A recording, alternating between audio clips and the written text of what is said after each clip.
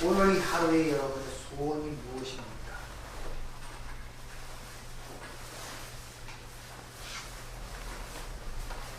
현재 이 시점에서 여러분의 간절한 소원이 뭐냐고 여러분에게 묻고 싶습니다. 우리는 대부분 현재의 삶 속에서 편안함이라든지 내 원하는 행복이라든지 어떤 삶의 그런 것들이 현재 내 삶의 소원들이 되고 있을 것입니다. 그런데 안타까운 것은 하나님께서 그런 우리 개인적 소원에 대해서는 관심이 별로 없으시다는 거예요. 거기서 더 나아가 오늘 사도 바울처럼 하나님의 뜻을 위하여 신령한 복음을 전하여 로마교회를 견고케 하고자 하는 그 간절한 소망, 그건 하나님의 뜻과 부합되는 것입니다. 나쁜 내 개인의 이익과 살이를 위해서 하는 일이 아니란 말입니다. 참으로 좋고 선하고 또 하나님이 기뻐하실 만한 뜻이에요. 그럼에도 불구하고 하나님께서 응답을 하지 않으셨다는 거예요. 그걸 기쁘게 여기서 그를 고무당당하게 로마에 입성시켜서 로마교회의 견고함을 통하여 하나님의 백성들에게 복음을 증거하고 그 하나님의 나라를 확장하는 데 사용하도록 길을 열어주셨으면 얼마나 좋겠습니까? 하나님께서 그를 로마에 보내긴 보내는데 다르게 보내 죄인의 몸으로 로마에 보냅니다. 손발에 착고가 차여서 뿐만 아니라 로마에 가 있는 동안에도 순교를 당했어요. 복음을 전한 것이 아니라. 이런 사건들을 통하여 여러분 어떻게 보십니까? 오전에 말씀드린 것처럼 하나님의 계획은, 하나님의 뜻은 하나님의 방식대로 하나님이 성취하신다는 거예요. 근데 우리는 그런 면에 대해서 무감각합니다. 오직 보이는 현실에 따라서 나와 관계되는 것만 관심을 갖고 있다는 것입니다. 아니, 어떻게 보면 관심도 갖고 있지 않습니다. 그냥 살아가는 거예요. 얼마나 여러분의 삶에 대해서 질문을 해보셨습니까? 당연하게 여기는 것들에 대하여. 밥 먹으면 당연히 소화돼서 내가 잘하는 줄 알고 그냥 살아가잖아요.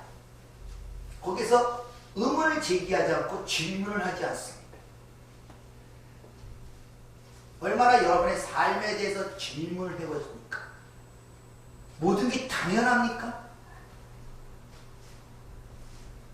우리는 너무 이 세상에 익숙해 있어요. 마치 자판기에 동전을 넣으면 커피가 자동으로 빠지듯이. 그런데 거기에 질문을 하지 않아요. 왜 동전을 넣었을 때 그것이 그렇게 자동으로 빠지게 되어 있는 그 뒤의 내용에 대해서는 관심이 없습니다. 여러분이 왜 행복해야 됩니까? 왜 여러분은 고통을 느끼면 안 됩니까? 내가 왜 원하는 것만 해야 됩니까? 이건 왜 싫고 저건 왜 좋습니까? 우리 거기에 대해서 의문을 제기하지 않고 질문을 하지 않고 그냥 뭐에 잡혀있는 듯이 그냥 끌려가는 상태. 이 세상의 보편적 사람들의 삶이에요. 당연한 것처럼 여기는 것들이 얼마나 그게 소중한 줄 아십니까? 그래서 인간들은 꼭 잃어봐야 그 소중함과 귀중함을 안다 그러죠. 그래서 인간들이 후회가 많아. 후회가 많아. 꼭 잃고 나서 후회해. 잃기 전에 아무리 그거에 대한 것들을 강조해 주더라도 그것이 받아들여지지 않습니다. 거기에 대한 질문과 그걸 의문을 갖지 않게 당연한 것처럼 여겨지며 살아가고 있기 때문에 문제가 생기는 것입니다.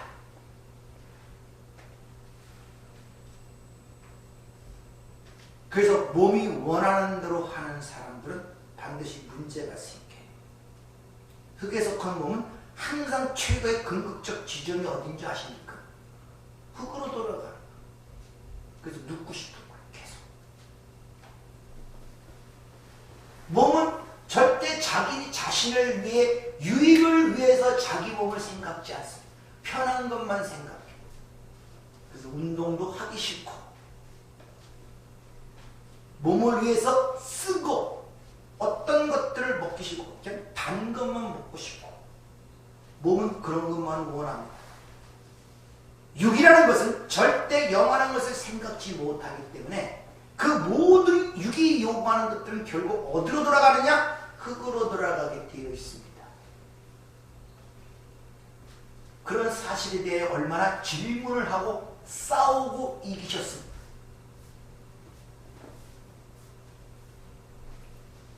얼마나 거기에 시간을 두고 투자를 하며 이기려고 노력을 해보셨습니까? 전혀 그런 적이 없음에도 불구하고 어느 날 그 육신의 요구대로 온 순간에 거기에 대한 결과, 열매가 삶 속에 드러나게 될 때 그 고통을 감내하면서 왜 그런지를 모르는 거예요. 그리고 그 아픔만 느끼는 것입니다. 질문을 해본 적이 없기 때문에.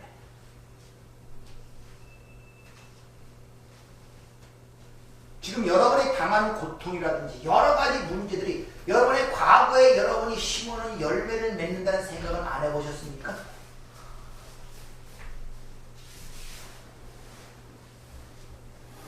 나는 좋은 거 심었는데 나쁜 걸 거둔다고 좀 생각들 하십니까?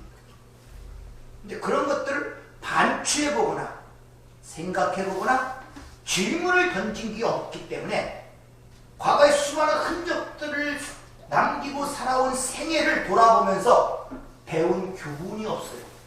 특히 영적인 진리를, 특히 하나님을 믿고 그리스도인이 됐다는 그 시점부터 그걸 돌아보면서 그 흔적에 따라 내 흔적만 보이지 그 흔적 속에 하나님을 발견하는 것이 별로 없단 말입니다.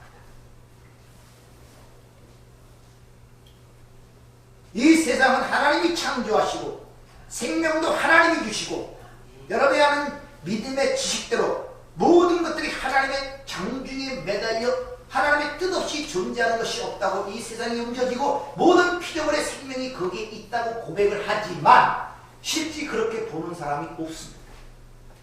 과거에 살아온 흔적들, 그것들을 통해서 거기서 하나님이라는 것을 발견한 적이 없어요. 그리고 여전히 발견한 게 없으니 여전히 나의 흔적만 남기고 살아가려고 해요.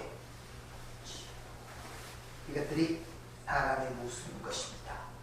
그렇기 때문에 그런 자들에게 가르쳐주기 위해서 하나님이 끊임없이 말씀의 공급을 통하여 학습을 시키는 것입니다.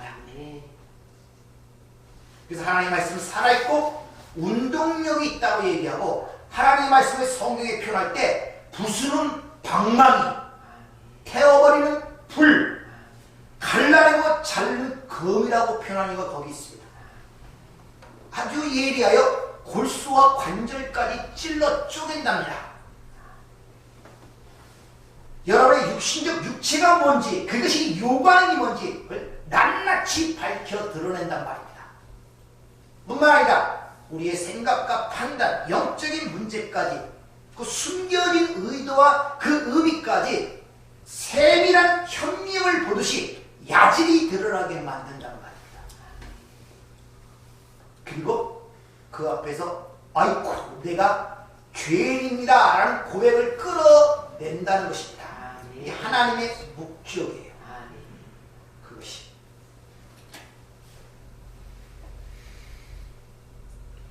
이렇게 하나님의 말씀이 공급될 때마다 그저는 아무런 생각 없이 질문 없이 살아가는 인생 속에서 마치 브레이크가 걸리는 것 같아요.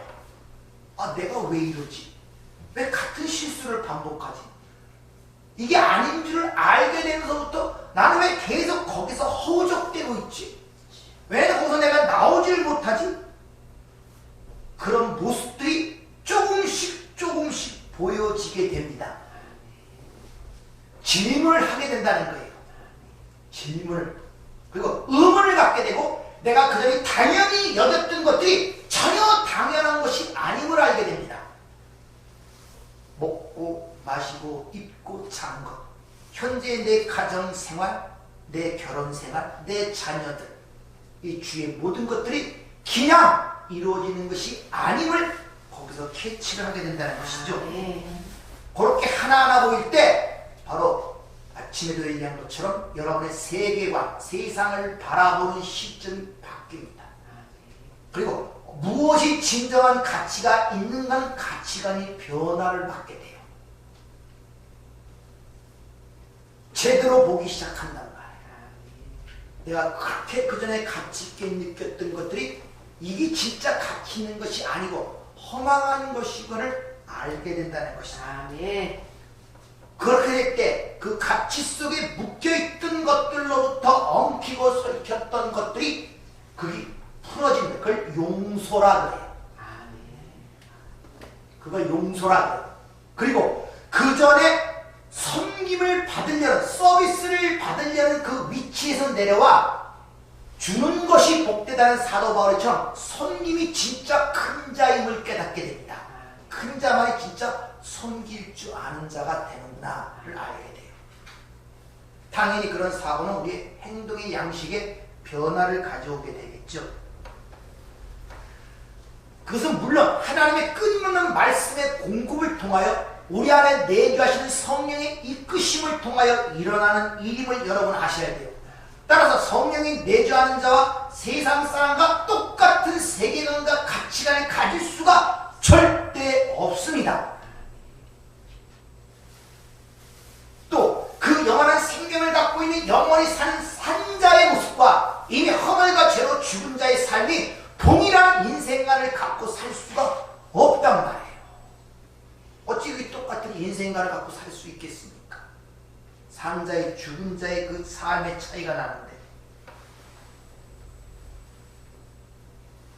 따라서 이 세상에서 오전에 말씀드린 것처럼 이 어린아이가 커서 양육, 성장이 되어 스스로 모든 걸 판단하고 스스로 책임을 지고 자유를 누릴 수 있는 어른이 되기 위해서는 그 과정이 있어요. 양육의 과정이라는 거. 중요한 것은 그 아이가 커가면서 가장 중요한 게 뭐냐? 먹는 음식이 달라진다는 거예요. 그래서 어린아이 젖, 어른 밥이라는 말로 성경은 사용하고 있다는 것입니다. 젖을 먹는 자로부터 밥을 먹는 자로 성숙이 일어나요. 좀 더 이 표현이 좀 어떨지 모르지만 단 것만 좋아하는 그 아이에 있어 이제 내가 싫어하더라도 쓴 것을 먹어야 하는 판단이 생기고 그 몸을 요구하는 그 몸을 이길 수 있는 제어하는 능력이 생긴단 말입니다. 써도 먹어야 내게 유익하구나 하는 것을. 근데 신앙생활도 마찬가지인데 여전히 내 마음을 기쁘게 하고 내 요구와 소원을 만족시키게 하고 희망을 주는 것들만 바라보며 그것만 먹으려고 하는 것을 바로 육신에 속한 자와 같은 그리스도 안의 어린아이들이라고 얘기하는 것입니다. 어린아이들 때는 질문이 없습니다. 판단이 없습니다.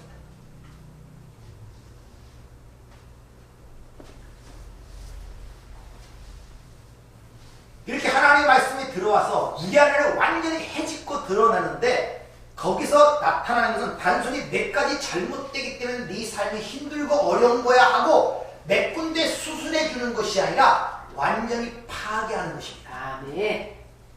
그래서 슈브라는 단어가 히브리어 회복하다, 회개하다는 단어인데 그 단어를 히브리 자음으로 파자면 그 집을 무너뜨리라는 것입니다. 집을 무너뜨립니다. 우리의 장막집이라고 하죠. 육신의 장막집이 무너지면 하늘에서 준비한 또 장막집이 있다죠. 완전히 무너뜨리는 거예요. 그걸 자기 부인이라고 하는 거예요. 아까 258장 죄에서 우리를 구원하는 것이 뭐라고요? 예수의 보혈. 그게 무슨 뜻입니까? 우리를 정결케 하는 게 뭐라고요? 예수의 보혈. 그게 무슨 뜻입니까? 정결케 하는 게 뭡니까? 예수의 보혈. 예수의 보혈이 그런 걸 한다는데 그게 무슨 뜻입니까? 죽음이에요. 자기 부인이란 말입니다. 이렇게 하나님의 말씀으로 우리를 완전히 해체시키게 되면 그 하나님의 말씀에 해체될 뿐만 아니라 거기서부터 새로운 것들이 주는데 그걸 새 영, 새 마음, 새 지식, 하나는 새 사람이 형성이 돼요. 우리 안에서. 그러면 그 새 사람만 의지하게 되고 그 새 사람이 그것은 오직 예수 그리스도의 은혜와 그 사랑, 그 공로만을 의지하는 자가 됩니다. 그것을 바로 믿음, 예수를 믿는다. 믿음이라는 나 자신 거기에 던지는 것이기 때문에 내가 그를 믿는다 이 말은 나를 부정하는 거예요. 나는 믿을 존재가 못 돼. 나는 아무것도 할 수가 없고 무력해. 그러니까 나를 그밖에 맡기는 수밖에 없어. 이것을 믿음이라. 그걸 예수를 믿는다 그러는 것입니다. 사도가 이렇게 어린아이와 같은 아트 위판한, 그러니까 그게 유대인들이 속해 있으면 율법적, 유대인적 그 사고가 밑받침에 깔려 있었고 완전한 이방인들이 세워진 교회라면 거기에 이방적 미신적 요소가 깔려 있음을 알았기 때문에 그들을 반드시 견고하게 세워질 필요성을 알았기 때문에 로마에 그렇게 가고자 원했던 것입니다. 그래서 로마서를 쓴 거예요. 근데 하나님께서 그걸 허락지 않아요. 모든 요소가 사라지고 오직 하나만 세워져야 되는데 그게 누굽니까? 예수 그리스도. 그래서 고린도 3장 16, 15절에 이 터 외에는 다른 터를 닦아두지 말라고 마지막 불로서 그 공력을 시험할 것인데 그게 금이나 은이나 진입품 다 타버리고 사라진다고 그러죠. 우리가 산상수훈 마지막 부분도 반석 위에 세운 집, 모래 위에 세운 집, 반석이 누굽니까? 예수 그리스도. 그 위에 세운 집만이 창수가 나고 바람이 불 때 온전할 수가 있단 말입니다. 네. 그래서 그것을 세우기 위해 간절히 요구하는 그 사도 바울의 마음을 아는지 모르는지 하나님께서 허락하지 않는 것입니다. 그렇다고 로마 교회가 무너진가? 그런 것도 아니에요. 사도 바울이 남긴 로마서와 또 다른 종들을 통하여 로마 교회를 견고케 하는 그 과정을 통과하게 하셨기 때문에 주 313년에 그 로마가 기독교에 굴복을 해버린 거예요. 그러니까 바울이 그 일을 하지 않는다고 해서 하나님도 할 수 없는 것이 아니란 말입니다. 하나님의 일은 하나님이 하시는 거예요. 이같이 역사 속에 일어나는 모든 주체와 주인은 누구다? 하나님이시란 말이에요. 여러분의 인생도 마찬가지예요. 자기 부인이라는 것은 몇 가지 자기가 원하고 싶은 것을 부인하고 꾹 참고 버리는 것이 아니라 내가 주인의 자리에서 내려와야 돼요. 피조물의 자리로 내려와서 내 주인의 자리에 그 하나님을 안착시키고 피조물의 위치에서 나의 전부를 하나님께 위탁하는 그것을 바로 구원이라고 그렇게 이야기를 하고 있는 것입니다. 근데 하나님께서 당신의 백성들을 그렇게 도구로 사용하여 어떤 일을 이루시는데 그 일 자체에 하나님이 관심이 있는 것이 아니라 바로 그 하나하나 당신의 백성의 그 믿음과 구원에 관심이 있는 거예요. 자, 잘 보세요. 우리 시각과 얼마나 다른가. 지금 여러분 삶 속에 엄청난 여러 가지 일들이 일어난다 그래요. 일어난다고 칩시다. 그게 뭐 질병일 수도 있고 사업의 실패일 수도 있고 가정의 문제, 다양한 문제가 그 있어요. 근데 여러분의 관심사는 딴 거 없습니다. 그 환경, 일어나는 일에 모든 관심이 있어요. 그럼 하나님이 여러분 주위에 일어나는 그 일에 관심이 있는 것이 아니라 그 관심, 즉 그 상황과 환경 속에 있는 당신의 백성에게 관심이 있단 말입니다. 이걸 감지할 줄 알아야 돼요. 그럴 때 그 환경에 휘둘리지 않고 하나님이 이 환경 속에서 지금 나만 보시고 있는데 내가 어떤 위치와 어떤 자세를 취하고 있어야 그 하나님의 마음에 합족할 수 있는가 이렇게 생각을 하셔야 되는데 우리는 그 하나님이 나를 보는 내가 가장 관심 있는 주고 사랑하는 존재라는 그 하나님의 그 관심 속에 나를 보는 것이 아니라 내 주위를 둘러싸이는 그 환경 속에서 그 하나님을 보려는 잘못된 시각들을 갖고 있단 말입니다. 그걸 고치려고 해요. 지금 여러분이 가장 문제라고 생각하는 그 환경과 주위 여건과 상황이 가장 하나님이 관심을 갖고 있는 것이 아니라 그 상황 속에 있는 당신의 백성, 빚값으로 준 그 백성이 가장 그 관심을 갖고 있다니까요. 아멘. 그 관심을 인식하셔야 돼요, 여러분들. 아멘. 그걸. 그러니까 얼마나 하나님이 보는 시각과 우리가 보는 시각이 다르냐는 말이에요. 내가 중요한 거예요, 내가. 아멘. 왜? 당시의 독생자의 핏값으로 구원하는 그 한 영혼인데, 그래서 에스겔서에 봅니까? 자기 부모는 피투성이를 버릴지라도 나는 결코 너를 버리지 않는다고 말씀하잖아. 아멘. 그래서 하나님께서 때로는 합당한 기도임에도 불구하고 인간이 보기엔 참으로 좋은 기도와 소원임에 불구하고 그걸 응답하지 않고 오히려 막으시는 경우가 우리 삶 속에 많이 나타나는 것이고, 여러분이 그렇게 기도하고 애절하게 눈물을 흘리고 바라고 소원하는 기도들이 응답되지 않는 이유가 바로 거기 있단 말입니다. 네, 우리는 내 자신이 중요한 줄 모르고 자꾸 일어나는 환경만 중요한 줄 알고 얘기해요. 그건 아무런 문제가 되지 않다니까요. 폭풍을 이런 바람이 향하여 잠잠하라 할 때 그게 잔잔해지잖아요. 환경은 언제든지 하나님이 한순간에 바꿔버릴 수 있는 문제란 말입니다. 네. 근데 우리 자체는 그게 되지 않아요.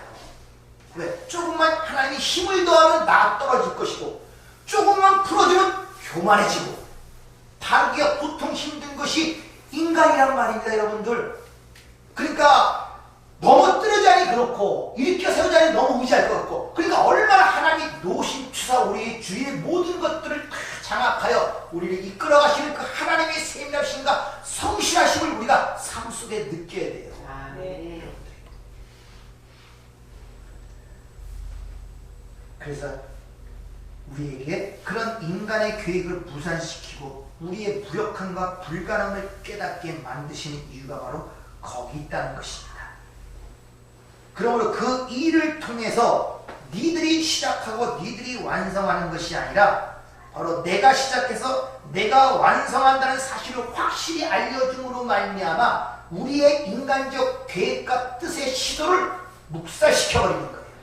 그리고 그분대로 맡겨버리는, 범사의 그를 인정하고 감사하게 만든다. 그 사도 바울이 감옥에 있는 그 자체가 나의 나된 것은 하나님의 은혜라 그러잖아요. 그런 인식을 여러분이 갖기를 부탁을 드립니다. 아멘. 이 사도 바울은 그런 걸 알았기 때문에 후에 고린도서 쓰는 고린도서에 보면 이런 고백을 합니다. 그러니까 내 기도가 그런 간절한 기도와 그런 내가 보기에는 올바른 기도가 하나님이 막히고 그런 과정을 통해서 어떤 걸 깨닫게 되냐 이렇게 고백합니다. 고린도서 15장 9절 이하에 보면 나는 사도 중에 가장 작은 자라. 나는 하나님의 교회를 박해했으므로 사도라 칭함받기를 감당하지 못할 자야.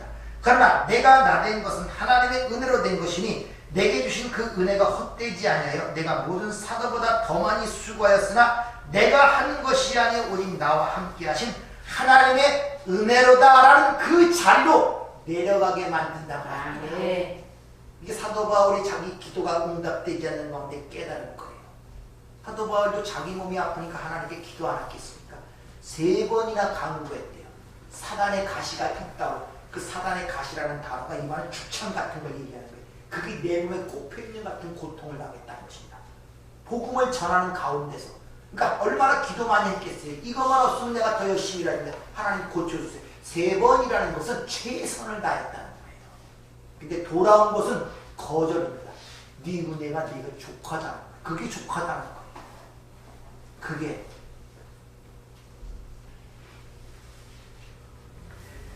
이같이 사도 바울은 나의 모든 행위와 수고가 다 하나님의 은혜의 산물이라는 것을 알았단 말입니다. 그 말은 무슨 말이냐? 그게 바로 자기 부인이다. 내가 어떤 근거를 내서 거기에 의문을 제기할 수 없었음을 알았단 말입니다. 그래서 로마서 15장 마지막 장에 가다 보면 이런 말씀이 있죠. 그러므로 내가 그리스도 예수 안에서 하나님의 일에 대하여 자랑하는 것을 입거니와 그리스도께서 이방인들을 순종하게 하기 위하여 나를 통하여 역사하신 것 외에는 내가 감히 말하지 아니하노라. 그 일은 말과 행위로 표적과 기사의 능력으로 성령의 능력으로 이루어졌으며 그리하여 내가 예루살렘으로부터 두루 행하여 일루리곤까지 그리스도의 복음을 편만하게 전하였노라. 바울의 말과 능력, 기사와 이런 모든 것들이 다 성령의 능력으로 된 것이라고 그렇게 고백을 하고 있는 모습이 로마서 15장에 기록이 되어 있는 것입니다. 이런 사실들을 깨닫게 되다 보니까 자기 계획대로 안 돼도 조급하거나 당황하거나 낙심하지 않아요. 그래서 전도서 4장은 때와 기한은 누구에게 있다? 하나님께 있다. 여러분 조급하잖아요. 당황스러워하잖아요. 또 낙심되기도 하잖아요. 이런 것들이 삶 속에 인정이 되지 않을까? 어떤 일만 생기면 그것이 어떤 조급하고 당황스럽기도 하고 불안하고 두려워하고 낙심하는 일들이 삶 속에 계속 반복되는 거예요. 근데 우리는 거기서 그걸 보지 말고 위를 하늘을 통해 하나님이 나에 대한 관심사를 봐야 되는데 여전히 그것이 나에게 민감하게 느껴지니까 그런 주변 상황 일어나는 일들의 모든 걸 초점을 맞추고 바라보게 되니까 거기서 휘둘려 버리는 것입니다. 안정성을 잃어버리는 거예요.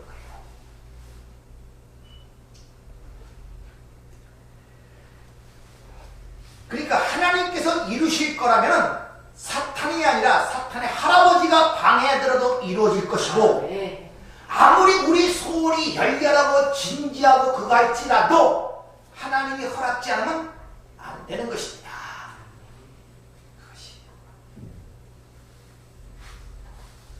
이렇게 하나님 사도 바울이 로마 교회에 가고자 하는 원하는 것은 그렇게 어린애와 같은 신앙을 어른과 같은 신앙의 견고한 토대 위에 세워주기 위하여 그 신령한 은사 즉 복음을 전하여 그렇게 하기 위해서 로마 교회에 그렇게 가고 싶어 했던 것이고 두 번째는 12절을 보면 서로 안위함을 받기 위하여 로마 교회에 가고자 하는 내용이 기록이 되어 있습니다. 안위함, 쉼팔칼레, 함께 위로하다, 서로 격려하다. 그러니까 사도 바울이 로마 교회에 가고자 한 두 번째 원인은 서로 가서 서로 위로하고 서로 격려하고자 하는 마음으로 가고 싶어 했다는 거예요. 이런 말씀 속에서 우리는 사도 바울의 외로움과 고단함을 절절하게 느낄 수 있다는 것입니다. 로마 교회를 위로할 뿐만 아니라 자신도 위로받고 싶어서. 왜? 로마 교회가 그때 이제 엄청난 핍박과 고난, 핍박을 당하고 있지만 여전히 자신도 똑같은 그런 핍박을 당하고 있었잖아요. 그러니까 동병상련이라고 같은 목적으로 같은 길을 가는데 서로의 그 핍박 가운데 위로와 격려를 받고 해서 로마 교회에 가고자 했다는 것입니다. 사도 바울도 예수님처럼 수많은 사람이 무리를 따랐지만 항상 외로웠습니다. 그러니까 사람을 믿지 않고 의지하지 않았습니다. 제자를 쫓아가. 그래서 낙심한 것이 사도는 자신이 개척한 교회에서 오해와 질시, 모함에 쫓겨나기도 했으며 함께 동역한 자들로부터 버림을 당하는 모습이 성경에 많이 기록이 되어 있습니다.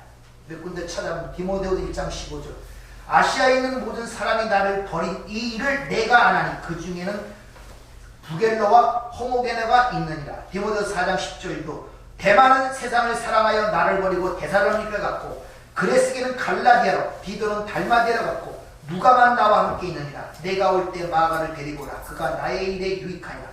내가 처음 변명할 때 나와 함께한 자가 하나도 없고 다 나를 버렸으나 그들에게 허물을 돌리지 않기를 원하노라. 동역자들부터 버림을 당했단 말입니다. 우리는 이런 부분들이 눈에 잘 안 띄어요. 성경을 읽어도 좋은 부분들만 자꾸 보기 때문에 내 마음에 맞지. 그 여러분이 어떤 안경을 쓰느냐가 굉장히 중요합니다. 세상이라는 안경을 쓰고 성경을 보면 그런 것만 보여요. 좋은 것만. 그러니까 신앙이 왜곡이 되는 것입니다.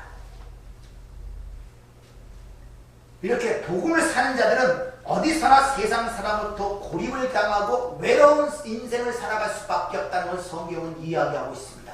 지지난주에 말씀드린 계시록 13장의 짐승의 표 666을 받지 못한 자들은 매매를 하지 못한다는 바로 그 말이란 말이에요. 주인도 이미 당신의 백성들에게 어떻게 일어날 것을 예언하며 하셨잖아요. 세상이 너희를 미워하면 너희보다 나를 먼저 미워한 줄 알라. 너희가 세상에 속하였으면 세상이 너를 사랑할 테니라. 도리어 세상이 나의 택함을 입음으로 세상이 너를 위하다고 미리 예언했음에도 불구하고 우리는 그런 일들이 생기면 하나님의 말씀이 사실이네 라는 걸 깨닫기보다는 반대로 생각을 하잖아요. 그렇게 예수를 믿는 길은 세상으로 볼 때 외롭고 고단한 신앙의 여정의 길임을 여러분들이 아셔야 된다는 말입니다. 그런데 그 와중에 어느 날 갑자기 나와 함께 그 길을 걷는 동반자를 만났네. 말이 통하는 자를 만났네. 영이 통하는 자를 만났네. 같은 단어, 같은 언어, 같은 목적지를 가는 자를 만났네. 이게 얼마나 기쁘고 즐거운 일이겠습니까?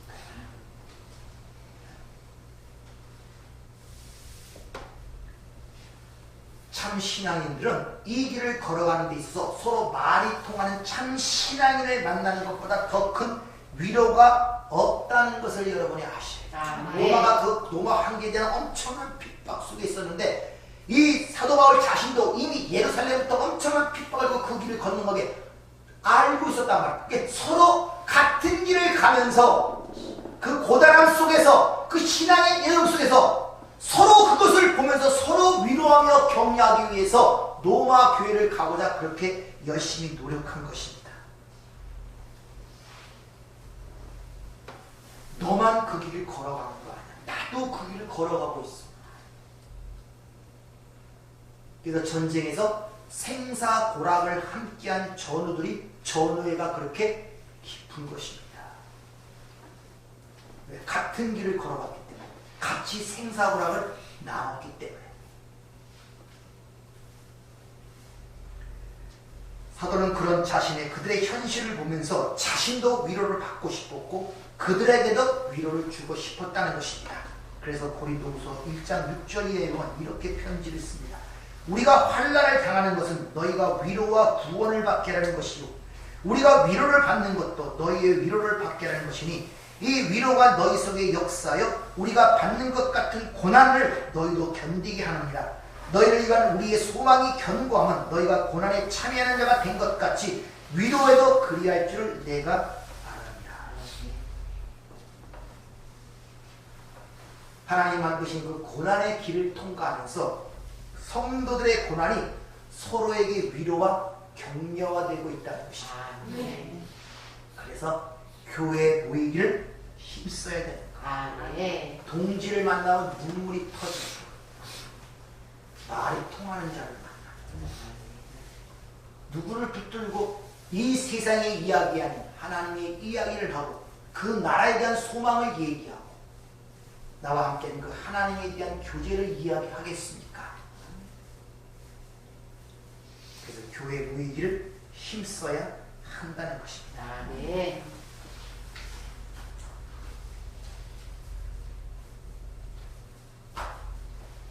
아무런 걱정 금시 없이 너무나 믿음이 좋아서 살아갈 것 같은 이 사도 바울도 그런 위로가 필요했는데 여러분은 얼마나 더 필요하겠습니까?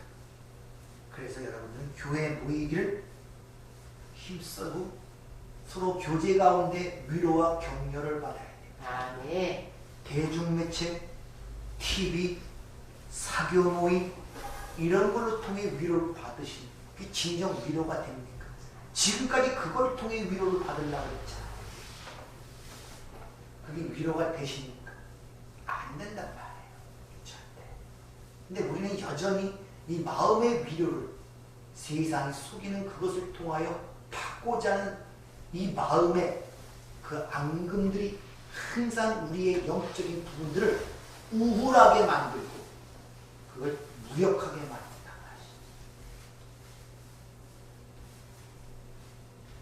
그러니까 생일 안 챙겨주면 삐치고 그러는 거예요. 그게 뭐 대단한 거라고. 그게 뭐 대단한 거라고. 생일 안 챙겨주면 인생이 무너지는 것 같고 지금까지 살아온 인생이 다 그 사랑이 헛된 것 같고 그런 생각으로 확 무너지고 그런 걸 통해 위로를 받아요. 그 위로가 됩니까? 안 된단 말입니다. 여러분이 성령을 받은 분이라면 진정 오히려 세상이 주는 그런 위로에 헛된 것을 봐야 되고 오히려 그런 것들로부터 실망을 받아야 하는 것이 맞는 것입니다. 왜? 세상이 주는 위로는 성도를 견고하게 세우는 것이 아니라 오히려 성도를 죽이는 결과를 낳기 때문에 그래요. 하나님의 백성들에게 진정 위로와 격려와 용기를 줄 수 있는 건 하나님의 복음밖에 없다는 사실을 여러분이 아셔야 된단 말입니다. 네. 그런데 그런 위로는 유일하게 교회에서 성도 간의 교제를 통해서만이 그 위로와 격려를 받을 수 있다는 사실을 아셔야 됩니다. 네.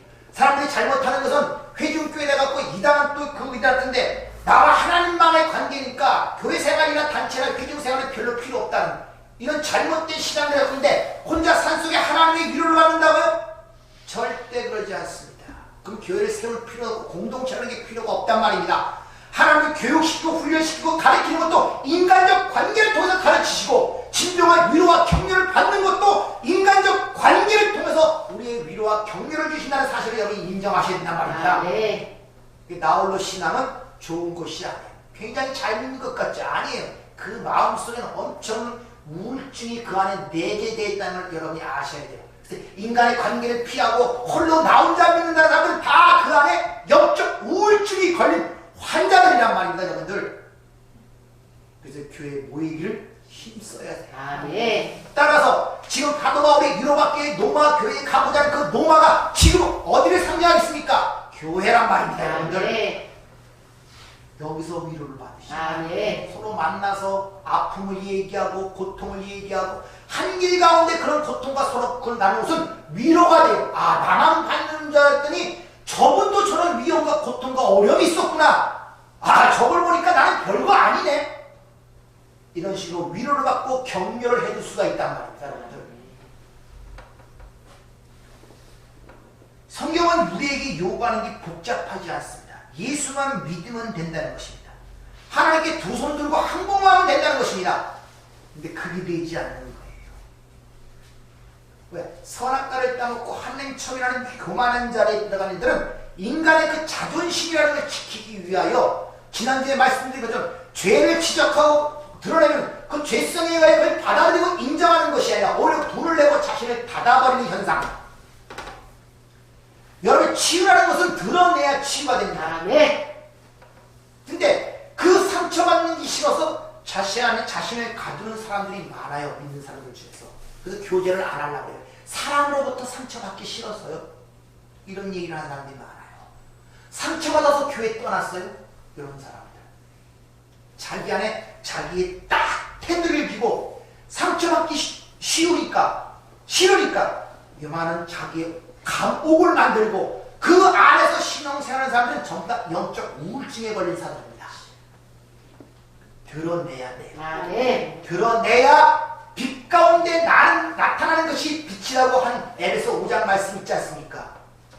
빛은 어둠을 드러내기 위해서 온 것이란 말입니다. 네. 어둠이라는 것은 빛이 무엇인가를 깨닫게 준 거란 말입니다. 그러니까 빛을 통하여 어둠을 깨닫는 빛과 어둠이 사라지는 그것을 자유라 그러는 것입니다. 네.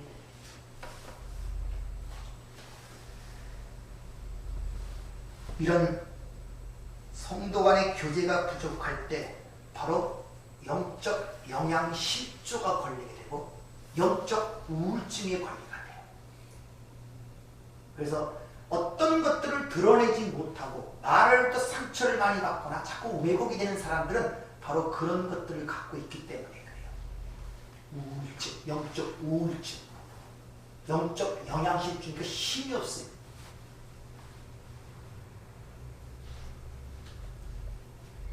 이렇게 하나님의 교회에서 성도가 무엇으로 견고하게 될 수 있는가, 성도가 무엇으로 위로받을 수 있는가, 그것이 바로 하나님의 말씀, 복음이라. 그 좋은 소식이라고 성경은 이야기하고 그 복음을 성도 간의 교제를 통하여 위로하고 위로받으렸던 사도 바울처럼 여러분들도 교회에 모이기를 힘써서 서로의 그것들을 이야기하며 같은 길을 가는데 격려가 되시기를 부탁을 드립니다. 네. 그래서 오늘 예배하는 이 순간들이, 오늘 이 순간, 이 시간들이 얼마나 소중한지는 몰라요.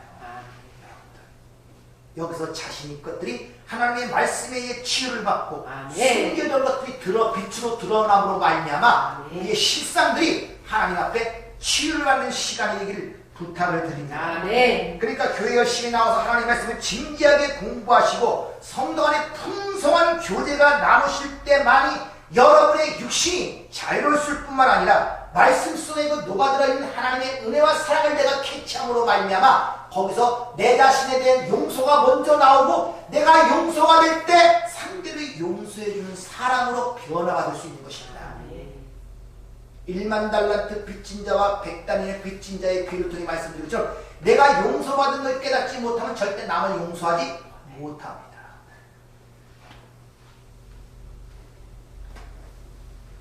그 말씀이 우리 안에 들어올 때 나의 옛자가 낱낱이 해체되고 해체된 곳에 향촌지구라는 것이 세워지듯이 예수라는 것이 거기에 세워지고 채워져 새살이 채워진단 말이에요. 새살이. 우리가 몸이 다치면 새살이 채워지잖아요. 그 색깔이 좀 다르잖아요. 특히 불로 태워버린 그 상처 속에는 반드시 새로운 살로 채워질 때 전혀 밖의 살과 다르게 나타나죠. 어떻게 나타납니까? 보기 흉하게 나타납니까? 보기 좋게 나타납니까? 예? 보기 흉하게 나타나죠. 고기 시기나무, 고기 세 사람이란 말입니다. 불로 지져진 완전히 태워버린 그 옛살은 반드시 새살이 나올 때 세상적인 인간적으로 볼 때 좋은 살로 나오는 것이 아니라 그전과 동일한 똑같은 살은 보기 흉한 흉터로 나오게 되어 있단 말입니다. 근데 그게 복이란 말입니다. 여러분들 이런 보는 시각들이 여러분이 열리길 부탁을 드립니다. 바로 거기서 하나님 나라가 이루어지고 거기에 바로 평강이 있고 거기에 내가 그들과 함께하는 약속이 이루어지는 그런 삶이 될 줄 믿습니다.